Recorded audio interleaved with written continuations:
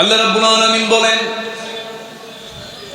হুদাল লিল মুত্তাকিনা আল্লাযীনা ইউমিনুনা বিল গায়বি ওয়া ইউকিমুনাস সালাতা ওয়া মিম্মা রাযাকনাহুম ইউনফিকুন والذين يؤمنون بما أنزل إليك وما أنزل من قبلك وبالآخرة هم يوقنون أولئك على هدى من ربهم وأولئك هم المفلحون جنبنا الله أكبر আল্লাহ রাব্বুল আলামিন বলেন, যে সমস্ত বান্দার ভিতরে পাঁচটা গুণ দেখা যাবে সেই বান্দাই হবে সফল। সে যে ইবাদতগুলো করবে তাই কবুল হয়ে যাবে। নামাজ কবুল হবে, কোরবানি কবুল হয়ে যাবে, তার দান সদকা কবুল হবে, যার মধ্যে পাঁচটা গুণ থাকবে। আল্লাহ রাব্বুল আলামিন পাঁচটা গুণ দিয়ে কোরআন শুরু করেছেন। এই পাঁচটা গুণ এত গুরুত্বপূর্ণ, এই জন্য ভূমিকায় তিনি বলে দিয়েছেন সূরা ফাতিহার পরপরই মূল বক্তব্য দেওয়ার প্রথম মেসেজ আল্লাহ রাব্বুল আলামিন এই পাঁচটা মেসেজ দিয়েছেন। পাঁচটা গুণ অর্জন করো, আমি আল্লাহ রাব্বুল আলামিন তোমাকে সফলতা দিয়ে দেব। যা চাইবে আমি তাই দেব। যা ইবাদত করবে তুমি তা কবুল করব। তুমি কোরবানি দিবা, তোমার কোরবানির পশু জমিনে স্পর্শ হওয়ার, তোমার কোরবানির রক্ত পশুর রক্ত জমিনে স্পর্শ হওয়ার পূর্বে আমি আল্লাহ রাব্বুল আলামিন তোমার কোরবানি মঞ্জুর করে নেব। প্রথম কোরবানি পশু না মানুষ? বলেন, প্রথম কোরবানি পশু না মানুষ? কোন মানুষ? মানুষটার নাম কি বলেন? বলেন, মানুষটার নাম কি? ইসমাঈল। কথা শুনতে গেলে তো ধৈর্য ধরতে হবে, ধৈর্য দরকার, একটু ধৈর্য দরকার। সামান্য একটু প্রতিকূলতা আসলে যদি আমরা একটু দুমড়ে যাই, থমকে যাই, এটা কেমন কথা? একটু বসেন, আসছেন কষ্ট করে, একটু কথাগুলো শুনে যাই। তাহলে পশু কোরবানি আগে হয়েছে না মানুষ কোরবানি আগে হয়েছে? বলে, মানুষটার নাম কি বলো? ইসমাঈল। ওনার বেড়ে ওঠা কোন ঘরের পাশে? বলেন, বলেন কোন ঘর? কাবা। কোন নগর? বলেন বলেন। আচ্ছা, তাহলে কাবার ঘর আর মক্কা নগর। নগর মানে হচ্ছে একটা জন, একটা এলাকা। মক্কা নগরী পৃথিবীর প্রথম নগরী। এটা ইন্না আউওয়ালা বাইতুন উদিআ লিন-নাসি লাল্লাযী বিবাক্কা মুবারাকা। প্রথম ঘর হচ্ছে বিবাক্কা। এই মক্কাকে বাক্কা বলা হয়, অর্থাৎ বাইতুল্লাহ। এই ঘরটা হচ্ছে প্রথম ঘর। পৃথিবীর কোথাও কোনো ঘর ছিল না। প্রথম ঘর, প্রথম বসতি, প্রথম ঘরটা কার ঘর? আল্লাহর ঘর। আর সেই ঘরের সাথী লেগে আল্লাহ তাআলা যাকে ছোট্টবেলায় তার মাকে সাথে নিয়ে ওই জায়গায় তাকে বড় করেছিলেন। আমাদের ইতিহাস কম বেশি জানা আছে। ইতিহাসগুলো শুধু শুনবো না দেখবো? বলেন বলেন। দেখতে হবে। আল্লাহ তুমি প্রত্যেক বান্দাকে এই স্মৃতিগুলো, এই ইতিহাসগুলো বাস্তবে দেখার তৌফিক দিয়ে দাও। দেখার জন্য কোন নগরে যেতে হবে? বলেন, কোন নগরে যেতে হবে? মক্কা নগরে যেতে হবে। মক্কা নগরে যেতে এখন বেশি টাকা পয়সা লাগে না ভাই। ওমরা পালন করতে মাত্র 1,40,000 থেকে 50,000 টাকা লাগে। আর আপনার বইয়ের এক ভরি গহনা কিনতে লাগে এখন 2,60,000 টাকা। তাহলে 2,60,000 টাকা আপনার বইয়ের মাত্র একটা ভরি, 11.66 গ্রাম, অর্থাৎ এক ভরি সোনার দামের চেয়েও কম খরচে আপনি আল্লাহর ঘর কাবা দেখে আসতে পারবেন। প্রযুক্তি এত ইজি করে দিয়েছে আমাদেরকে।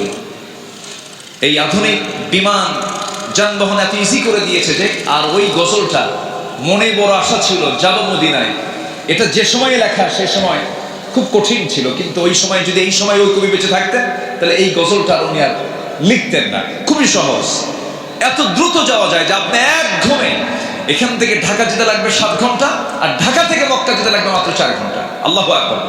তাহলে কোনটা কাছে বলেন তো? ঢাকা থেকে মক্কা কাছে না এখান থেকে ঢাকা দূরে? ঢাকা এখান থেকে দূরে, মক্কা ঢাকা থেকে কাছে। আল্লাহ তুমি সবাইকে সাইয়েদনা ইসমাঈল আলাইহিস সালামের বেড়ে ওঠার জায়গাগুলো, তার মার দৌড়ানোর জায়গাগুলো, সাফা মারওয়ায় দৌড় মারার তৌফিক সবাইকে দান করুন। এবং কোরবানি হয়েছে প্রথম কোথায়? বলেন কোথায়? কোন কোন এলাকায় বলেন? মিনা। বলেন কোথায়? বলেন বলেন কোথায়? মিনা। এই কথাগুলো আমি কেন তুলে ধরছি? এই তো 12 দিন পর আমরা এই স্মৃতিচারণগুলো করব।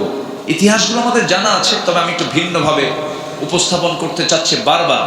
কিন্তু কিছু শ্রোতাকে দেখে আমার ভয়ও লাগতেছে। শ্রোতা কিন্তু কিছু শ্রোতা এরকম আমি পাচ্ছি যে নিচের কি বলে পলিথিন মাথার উপরে দিয়ে বসে আছে, মানে হুজুর কিয়ামত হয়ে যাক আমরা যাবো না। দেখেন কইছে ঠিক, কিন্তু মাইকওয়ালা চালাবেন কেমন? মাইকওয়ালা তো সব ঢেকে ফেলতেছেন, তাদের মেশিনগুলো নষ্ট হয়ে যাবে। বৃষ্টির ফোঁটা কি এখনো পড়ে? হ্যাঁ, আলোচনা ঢুকে যাব। দেখেন ক্যামেরাম্যানরা বলে হুজুর আপনি আলোচনা ঢুকে যান হুজুর। তবে হ্যাঁ, কেউ সব মানে অনেকে গেলেও গোটা পৃথিবীতে সাপ্লাই হবে যাদের মাধ্যম দিয়ে যে ক্যামেরা, সেই ক্যামেরা কিন্তু এখনো রয়ে গেছে। আপনারা যদি কেউ নাও থাকেন, ক্যামেরা থাকার কারণে আমার আলোচনা দেখছেন এরকম চলবে। আচ্ছা, খেলা কি শ্রোতা ছাড়া খেলা হয়? আচ্ছা দেখা যাক, একটু সময় আমাকে দেন। তাহলে যে বাজারে কোরবানি হয়েছিল সেই বাজারের নাম কি বলুন? বলুন বলুন। মিনা বাজার। এবং শয়তান ধোঁকা দিয়েছিল যে জায়গায়, সেটাও কোন জায়গায়? ওই মিনাতে। শয়তান 3টা ওই জায়গায় থাকে, মানে প্রতীকী শয়তান, ছোট মাঝারি আর বড়, সবগুলো ওখানে যে পাথর মারে, ছোট ছোট পাথর মারে। আর আমার দেশের হাজিরা ওখানে গিয়ে জুতো মারে। কি মারে? ভাবছিল যে জুতো মারলেই মনে হয় সবটা বেশি পাওয়া যাবে। না, জুতাই কোনো সব নেই। যেমন পদ্ধতি সেই পদ্ধতিতেই এই জামানায় পাথরগুলো মারতে হয়। সম্মানিত ভাইয়েরা, কি করবো এর মধ্যে তো কথা বলা মুশকিল। একটু আমার দিকে কান লাগাবেন, একটু মনোযোগ দেন। সম্মানিত ভাইয়েরা, তাহলে সেই কোরবানির সামনে 12 দিন পর আসছে। সেই কোরবানি আমরা দেব। পশুর কোরবানি আমরা অবশ্যই সম্পাদন করব, কিন্তু দিন কায়েমের জন্য নিজের জীবনকেও যে কোরবানি করতে হবে, ঈমান রক্ষা করার জন্য, জান্নাত প্রাপ্তির জন্য এমন চেতনা লালন করার দরকার সবার মধ্যে আছে না নাই? যার মধ্যে নামাজ কায়েমের চেতনা নাই, যার মধ্যে যাকাত ভিত্তিক অর্থনীতি প্রতিষ্ঠা করার চেতনা নাই, যে ব্যক্তি কিয়ামতের দিনের বিরোধিতা অবলম্বন করেন, যিনি ইসলামী আন্দোলনকে অস্বীকার করেন, যিনি মুসলমান হয়ে রাসূলকে শুধু নামাজে, রোজায়, ইবাদতে, দাড়িতে, মিষ্টিতে, মিসওয়াকে সুন্নত হিসেবে মানেন, রাষ্ট্রীয় অবস্থায় রাসূলকে যারা মানতে চান না, অবশ্যই তার নবীর উম্মত নন, ভণ্ড, প্রতারক। সম্মানিত ভাইয়েরা, সামনের এই কোরবানির তাৎপর্যের সংক্ষিপ্ত সার আমি আপনাদেরকে বলি। আমি আমার আলোচনার ইতি টানতে চাই, পরিবেশ যেহেতু অ্যালাউ করছে না। সেটা হচ্ছে বাংলার এই সবুজ ভূখণ্ডে দিন কায়েমের জন্য যেমন করে আমরা কোরবানিতে আমাদের পশু রক্ত জমিনে ঝরিয়ে ফেলি, এই জমিন আল্লাহর দিন কায়েমের জন্য যদি প্রয়োজনে আমাদের দেহের রক্ত জমিনে ঝরাতে হয়, সবাইকে রাজি আছে? রাজি আছেন কারা কারা? হাত উঁচু করে দেখান মুসলমান।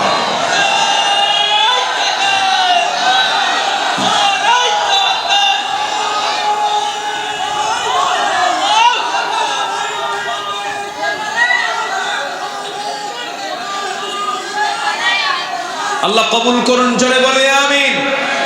আরো জোরে আল্লাহুম্মা আমিন। আল্লাহুম্মা রব্বানা যালামনা আনফুসানা ওয়া ইল্লাম তাগফির লানা ওয়া তারহামনা লানাকুনান্না মিনাল খাসিরিন। আল্লাহ তাআলা আকাশে চরম চমকানো মেঘের ভিতরে এই বজ্রপাতের বিভিন্ন দিকে প্রচুর আওয়াজ হচ্ছে। মেঘমালার ভিতরে, বৃষ্টির ভিতরে তোমার বান্দাগুলো ধৈর্য ধরে, কত সুন্দর ধৈর্যের মানসিকতার পরিচয় দিয়ে শেষ পর্যন্ত ছিল তোমার শাহী দরবারে দুটো হাত পেতে আছি। আল্লাহ তাআলা এই বৃষ্টির পানিতে ভেজা সিক্ত এই বান্দাগুলোর চামড়া নিয়ে তোমার শাহী দরবারে হাত তুলেছি। আল্লাহ মেহেরবানি করে তামাম জিন্দেগীর সমস্ত গুনাহগুলোকে মাফ করে দাও, আব্বা আম্মাকে মাফ করে দাও। আল্লাহ তাআলা অনেক আলোচনা শেষ করে বাড়ি ফিরে যাবেন, সবাইকে দেখতে পাবেন কিন্তু মাকে পাবেন না। মার কবরগুলোকে তুমি আল্লাহ জান্নাতের টুকরা বানায়া দাও। রব্বিরহামহুমা কামা রাব্বায়ানি সগীরা। আল্লাহ তাআলা বিশেষ করে মাহফিলটার আয়োজন করলেন যারা, শোনার জন্য আসলেন যারা, মাহফিলটাকে নাজাতের ওসিলা বানায়া দাও। বাংলার জমিনকে কোরআনের জন্য তুমি আল্লাহ দয়া করে কবুল আর মঞ্জুর করে নাও। আল্লাহ তাআলা এই জমিন আল্লাহর দিন কায়েম করার জন্য, কায়েমের জন্য অনেকে জীবন দিয়েছেন, পঙ্গুত্ব বরণ করছেন, উত্তম জাযা তুমি আল্লাহ তাদেরকে দিয়ে দাও। শহীদে মওত তুমি আল্লাহ মেহেরবানি করে শহীদে মওত হিসেবে তাদের মওতকে তুমি আল্লাহ কবুল আর মঞ্জুর করে নাও। আল্লাহ তাআলা দুনিয়া থেকে কোন দিন বিদায় নেব জানি না, ডান হাতে আমলনামা না আসা পর্যন্ত মরণ দিও না। এই গ্রামের প্রত্যেকটা যুবককে খালিদ বিন ওয়ালিদের সঙ্গে কবুল আর মঞ্জুর করে নাও। আল্লাহ তাআলা মা বোনদেরকে আম্মা জান আয়েশা সিদ্দিকা খাদিজার সঙ্গে তুমি আল্লাহ কবুল করে নাও। এই গ্রামে যত মাইয়াত আশেপাশে শুয়ে আছেন কবরগুলোকে জান্নাতের নূর দিয়ে মুনাফফার করে দাও। আল্লাহ তাআলা দুনিয়া থেকে কোন দিন বিদায় নেব জানি না, মরতে যখন হবে তুমি আল্লাহ শহীদে মওত কপালে জুটায়া দিও। আল্লাহ তাআলা বাংলার জমিনকে কোরআনের জন্য কবুল আর মঞ্জুর করে নাও। এই মাহফিলকে তুমি দয়া করে কবুল আর মঞ্জুর করে নাও। মাহফিলে বরকত, বৃষ্টি বরকত, দুই বরকতে ধন্য করো এই মাহফিলটাকে। দুনিয়া থেকে কোন দিন বিদায় নেব জানি না, তুমি যেদিন চলে যাবো আমাকে টেনে হেঁচড়ে বৃষ্টির ভিতরে আমাকে আর কেউ আটকাবে না। কবরে শোয়া দেবে, বাঁশ চাপা দেবে, মাটি চাপা দেবে। 24 ঘন্টায় মাথার চুলের পতন, 3 দিনে চোখের দৃষ্টিশক্তি শেষ হয়ে যাবে। আল্লাহ তাআলা চামড়াগুলো গলে গলে পোকার পেটের খাবার হয়ে যাবে। ও আল্লাহ 7 দিনের মধ্যে পেটের নাড়িভুড়ির সব চোখ মুখ কান নাক দিয়ে বের হওয়া শুরু হয়ে যাবে। ও আল্লাহ, মাত্র 3 মাসের ব্যবধান, ওই কবর খনন করলে পরে কয়েকটা হাড় ছাড়া কিছুই খুঁজে পাওয়া যাবে না। সে অন্তিম সময় যখন চলে আসবে জবানে জারি করে দিও লা ইলাহা ইল্লাল্লাহ মুহাম্মাদুর রাসূলুল্লাহ।